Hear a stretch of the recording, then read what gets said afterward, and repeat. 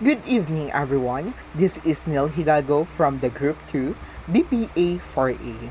We are here with my group mates, Fitzgerald Faustino, Princess Flores, Marlene Moralpes, and Marites Biquilio to discuss our topic, which is the Chapter 6, Giuseppe Rizal's Return to Europe and the novel El Filibusterismo. So let's begin. Realizing that Rizal's family and friends' safety were at risk, and that his fight against the Spaniards had better chance of winning if he had to go abroad. He finally decided to sail back to Europe. Before his departure, he gave the poem dedicated to the industrious workers of Lipa City, which was the Himno al Trabajo, in English, Hymn to Labor. So let me add some statement about Himno al Trabajo. It was published at the year of 1888. This poem was originally written in Spanish. In Tagalog, Dalit sa Paggawa. This poem was a response to the request of his fellow friend from Lipa. It is to rejoice the hardship of the Lipeños and also to commemorate the elevation of their municipality to a villa or city due to the existing visceral law during 1888. His motivations on writing this poem are the industrious folks of Lipa. In his poem, he was praising the Lipeños for working hard for the country. Rizal expressed the labor is part of the nation development. The poem consists of the conversations of the maidens, men, wives, and children, recognizing the works of the farmers. So let's proceed in the next topic, in East Asia. On February 3, 1888, for the second time, Rizal sailed to Hong Kong as a frustrated being who wanted the utmost reform in his native land. Terrero's former secretary, Jose Sainz de Veranda, followed Rizal in the said British colony and was believed to be commissioned by the Spanish authorities to spy on the hero. After almost 3 weeks on board the American steamer Oceanic, he left Hong Kong and sailed to Japan, where he was invited by Secretary Juan Perez Caballero to live at the Spanish legation. His instinct told him that it was a bait away for the Spanish officials to keep track of his activities, since it was economical to stay at the legation and he believed that he had nothing to hide. He accepted it. Paul was impressed by the scenic Japan and had keenly observed the life, customs, and culture of the people. He had fallen in love not only with the view, but more to its women, particularly with the 20-year-old Osei-san, or aka Usui Seiko. So, who she is, Seiko Usui, was a Japanese samurai's daughter. She was 23 years old when she first met Jose Rizal. He had moved to a Spanish legation in the Azabu district of Tokyo, where she regularly worked. She served as his interpreter during his stay in Japan. She also helped him to be accustomed to the Japanese culture, taught him how to read and write Nihongo, and taught him the Japanese art of painting, also known as susumi. Together, they visited the Imperial Art Gallery, the Imperial Library, various universities, the Shikabutsu-en, or the Botanical Garden, the Hibiya Park, and various shrines. Rizal was almost tempted by her beauty and affection to stay in Japan. When Rizal left for the United States, he told her in a note that he had spent a happy golden month with her and that he do not know if he can have another. Let's proceed to the sail to the west. Rizal was almost tempted to settle in Japan with Osei-san, but on April 13, 1888, Rizal boarded the English steamer Belgique bound for the United States, reaching the land on April 28. He visited San Francisco, left it on the second day for Oklahoma, then to Sacramento, then to Reno, and finally to New York. On May 16, 1888, the ship City of Rome sailed for Liverpool and where he decided to stay in London until March 1899. Rizal chose to stay in London so that he could improve his English skills, study and do an annotation of Antonio Margas's Successos de las Islas Filipinas, and because he believed that the said English city was a safe place for him to carry on the reforms he wanted for the Philippines. He stayed at the Dr. Antonio Marigador's home and boarded at the Beckett family where he fell in love with Gertrude. So, what is Successos de las Filipinas? In English, Events in the Philippine Islands. Is a book written and published by Antonio de Marga, considered one of the most important works on the early history of the Spanish colonization of the Philippines.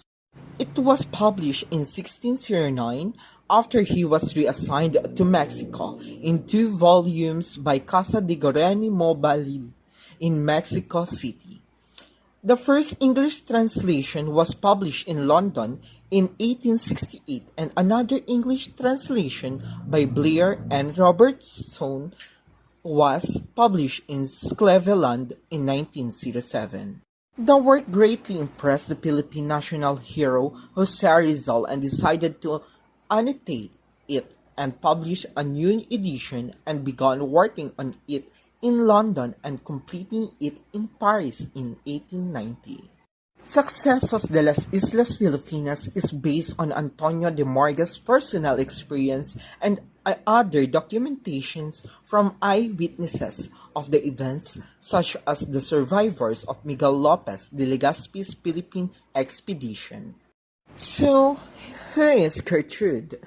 Was a daughter of Rizal landlord Charles Beckett, who is an organist at St. Paul's Church in London. Coming from brief stay in Japan and the United States of America, Rizal chose to live in the capital city of the United Kingdom on May 1888. He helped Jose Rizal mix his colors for painting and prepared the clay for his sculpturing, hoping that a colorful romantic relationship would be formed between them. Seed in Great Britain. In London, Rizal received both good news and bad news from home. The good news was the Father Vicente was defending his Nolly from the attacks of the friars. On the other hand, the bad news was the Filipino signatories of the petition of 1888 and the tenants of the Calamba agrarian trouble were facing persecution. That his brother-in-law, Manuel T. Hidalgo and Mariano Herbosa, were exiled to Bohol and was denied Christian burial respectively. And his friend Laureano Viado, a UST medical student, was imprisoned for possessing a copy of his knowledge. During his stay in the country, Rizal also made use of his time in writing essays and articles for the La Solidaridad. On June 12, 1889, with Filipino and Spanish friends, they founded the Association Hispano-Filipino, which aimed for unionism and reforms. After 10 months, Rizal left London and departed for Paris. Let's proceed in France. In Paris, Rizal continued his study on various languages and practiced his artistic skills and finished 2 statues, The Beggar and The Maid with a Basket. He organized a social club called Kidlat Club, which brought together young Filipinos residing in France. Soon, the members of the said club founded a new Filipino society, the Indios Bravos, an organization which envisioned Filipinos being recognized by Spain for being excellent in various fields of knowledge. By January 1890, Rizal annotation of the sexus was finally printed and published by the Garnier Friars. Let's proceed in Belgium. With his roommate, Jose Albert, Rizal celebrated Christmas in Paris. Shortly after New Year, he visited London for the last time and on January 28, 1890, left Paris for Brussels. With Albert, they left the extravagant and gay social life in Paris, continued contributing for La Solidaridad under the pseudonyms Dimas Alang and Long Laan. From Calamba, Rizal received letters telling that the agrarian trouble in the province was getting worse, and as such, he decided to go home. But instead of going home, a letter from Pasiano told him that they already lost the case against the Dominicans and they were in need of a lawyer who would defend their family and the families in Calamba from Madrid. Rizal traveled to Madrid to seek justice by in vain. He could not find the right person, and he heard that his family was already evicted from their land in Calamba and other family members were banished to Mindoro and Manila. Lastly, in Spain, Rizal had many misadventures in Madrid. For one, he challenged Antonio Luna and Wenceslao Retane in a duel with Luna. It was about the latter's frustration with his unsuccessful love affair with Nelly Busted, and so gave negative remarks on the lady which Rizal did not tolerate. The other encounter was Retane, who had insulted Rizal and his family by writing in La Epoca, an anti-Filipino newspaper, that the Rizal family in Calamba was evicted from the lands because they did not pay their rents. It also from this city where Rizal heard the news of Leonor Rivera's marriage with Henry Kipping, an Englishman, which terribly broke his heart. Another marked event in Madrid was the Marcelo H. del Pilar Jose Rizal rivalry for leadership in the Association Hispano-Filipino, a faction emerged from the Filipinos in Madrid. The Rizalistas and Pilaristas, Rizal and Del Pilar, compatriots respectively, during the organization's election. Losing the election, Rizal decided to go back home, fearing that his presence has many result to bigger and stronger function among the Filipinos in Madrid. But instead of going straight to Hong Kong, he went back to Brussels to finish his second novel, the El Filibusterismo. El Felibusterismo. Jose Rizal wrote his second novel, which was a continuation of the Noli Me Tangere in Brussels, and he finished it in Biarritz, Madrid, inspired by the magnificent place and his romance with Nelly Vosted.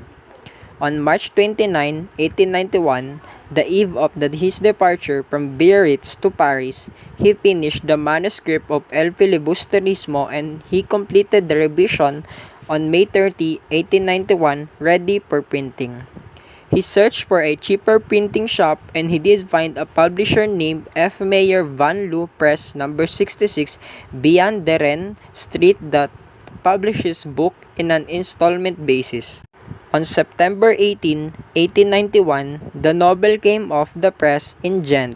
He immediately sent copies to Basa, to Sixto Lopez in Hong Kong, to his friend Valentin S. Ventura in Paris, and to his friends in the Philippines. The novel was praised to the skies by Filipino patriots in foreign lands and in the Philippines. The members of the Filipino colony of Barcelona published a tribute in La Publicidad, a Barcelona newspaper, eulogizing the novel's original style, which is comparable only to sublime Alexander Dumas and may well be offered as a model, a precious jewel in the descendant literature of Spain. The liberal Madrid newspaper El Nuevo Regimen serialized the novel in the issues of October 1891. Rizal dedicated El Felibusterismo to the martyrs Father Gomez, Father Burgos, and Father Zamora. Their martyrdom, which Pasiano related to him when he was a boy in Calamba, was never forgotten. Years after Jose Rizal left the Philippines, Crisostomo Ibarra returned as Simon, a rich jeweler in disguise, which he intended to use to topple the corrupt and abusive regime in his native land. But Simon's real motive is too personal. He wants to rescue his beloved Maria Clara from the convent and avenge the death of his father. Simon mingled himself into Manila high society and influenced every decision of the Captain General to mismanage the country's affairs so that a revolution will break out. This time, he became cynically. He did not attempt to fight the authorities through legal means, but through violent revolution using the masses. But all of his schemes and plans are all fails. The novel ends as the priest throws Simon's treasures into the sea with the hope that it could be retrieved and used only for the good of the people. The writing on the wall. Initially thinking that it was simply a bad joke for those left behind, Father Salva recognized the handwriting and confirmed it was indeed Ibarra's. As people began to panic, the lamp flickered. Father Irene tried to turn the wick up when Isagani, due to his undying love for Paulita, burst in the room and threw the lamp into the river, sabotaging Simeon's plan. He escaped by diving in the river as guards chased after him. He later regretted his impulsive action because he had contradicted his own belief that he loved his nation more than Paulita and that the explosion and revolution could have fulfilled his ideal for Filipino society. Simeon, now unmasked as the perpetrator of the attempted arson and failed revolution, because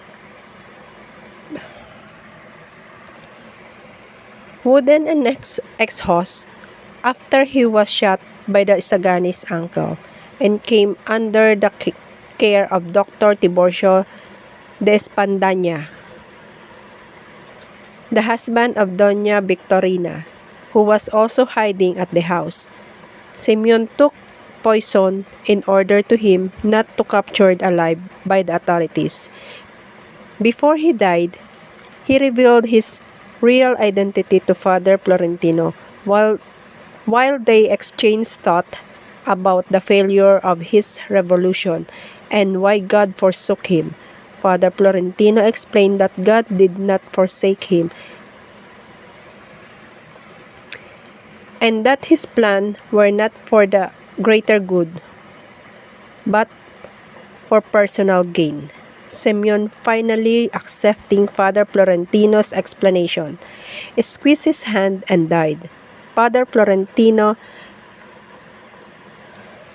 took Simon's remaining jewels and threw them into the sea, hoping that they would not be used by the greedy, and that when the time comes, that it would be used for the greater good. When the nation would be finally deserving liberty for themselves, the sea would reveal the treasures. Characters of El Felibusterismo.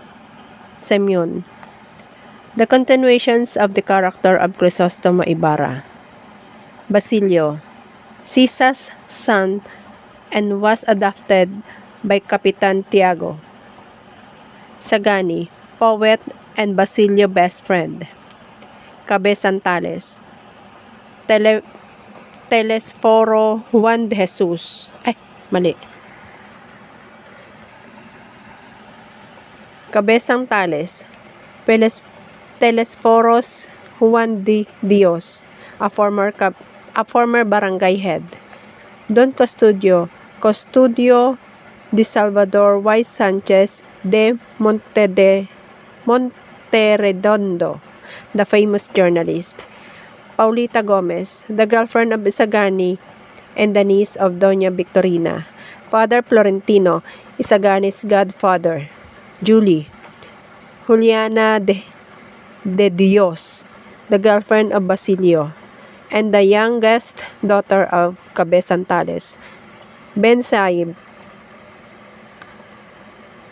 Abraham Ibanez is his real name. He is journalist who thought he was the only one who thinking in the Philippines. Placido Penitente, the student of University of Santo Tomas who was very intelligent and wise but did not want, if not only for his mother's plea. Hello everyone, my topic is the comparison of the novel of Jose Rizal, which is the Noli Me Tangere and El Filibusterismo. Noli Me Tangere and El Filibusterismo is varied in many aspects, although written by the same author, which is Jose Rizal. The Noli Me Tangere is the romantic novel. It is a work of the heart and a book of feelings. It has freshness, colors, humors, lightness, and wit, whereas El Filibusterismo is a political novel. It is a work of heel and book of thoughts. It contains bitterness, hatred, pain, violence, and sorrow. Rizal's intention was to make the El Filibusterismo longer than the Noli Me Tangere. However, El Filibusterismo is shorter than the Noli. El Filibusterismo contains 38 chapters, whereas Noli Me Tangere contains 64 chapters. There were many opinions as to which the superior novel is, the Noli Me Tangere or the El Filibusterismo. Jose Rizal considered the Noli as the superior to the Fili as novel. Marcelo H. Del Pilar and Retana, sila yung naniwala na ito ay superior, kaya lang ang ibang kaibigan ni Jose Rizal ay hindi pabor kagaya ni Blumentritt, Graciano Lopez, Haina at Dr. Rafael Palma. Kaya nahati ang kanilang mga opinion. But the issue of which is the superior novel is purely academic. Noli and El Fili are good novels from the point of view of the history. Both novels depict the realistic of color through conditions of the Philippines before. Another thing is both novels are instrument in awakening nationalism of the Filipinos. Noli Me Tangere is published on March 21, 1887 in Berlin, Germany. Nagsimulang isinulat ni Rizal ang Noli Me Tangere sa Madrid, Spain, at itinuloy niya ito sa Paris. Finally, natapos din niya ito sa Germany. The El Filibusterismo is published on September 18, 1891 in Ghent, Belgium. So, the novel of Rizal are originally written in Spanish language. Kung itatranslate natin ang Noli Me Tangere sa English, ang ibig sabihin nito ay touch me not or social cancer. At ang El Filibusterismo naman ay reign of greed. At kung itatranslate naman natin sa Tagalog ang Noli, ang ibig sabihin nito ay huwag mo akong salingin. At ang Tagalog naman sa El Filibusterismo ay ang paghahari ng kasakiman. Dumako naman tayo sa genre ng Noli Me Tangere. Ito ay romantic novel, a story exposing the real situation in the Philippines, and El Fili is the political novel, a story of revenge and revolution. Next is the concept of the Noli is to work pacifist through reform, through education of the youth, colonial discrimination, and idealistic introduction reforms. Kung babalikan natin ang nobela ng Noli Me Tangere, mas pinili ni Crisostomo Ibarra na ipagpatuloy ang nasimula ng kanyang ama na si Don Rafael Ibarra, na magpatayo ng paaralan dahil yun daw ang magiging solusyon sa problema ng Pilipinas. The concept of El Fili is to revenge the sufferings of the family and country, men resulting from bitter and traumatic experiences, failure of the revolution planned by Simon. Kaya nga lang sa bandang huli, hindi nagtagumpay ang plano ni Simon. Kaya kung babalikan natin ang pangyayari sa huling istorya ng Noli Me Tangere, ang akala nila or akala ng mga tumutuliksa kay Crisostomo Ibarra ay patay na siya. Ngunit ang namatay doon ay si Elias. So, nagbalik ulit si Crisostomo Ibarra sa nobelang El Filibusterismo. After 13 years na pagkamatay ni Sisa at ni Elias, bumalik si Crisostomo Ibarra sa kwento ng El Filibusterismo as Simon. Siya yung mag-aalahas na nagbabalak kayo, ang plano niya doon ay maghiganti sa nangyari sa kanya o mga naganap sa kanya doon sa Noli Me Tangere. May dalawang rason si Simon para maghiganti. Ang una ay para mabawi niya si Maria Clara sa loob ng konbento. At ang pangalawa ay mapaghiganti niya ang nangyayari sa kapwa niya Pilipino. Next is dedication. Ang Noli Me Tangere ay inalay niya sa motherland. At ang El Filibusterismo naman ay sa tatlong pari na sila Father Gomez, Burgos, and Zamora. O mas kilala natin sa tawag na Gumbursa. Next is the length of Noli, which is 64 chapters, and El Filibusterismo is 38 chapters. Next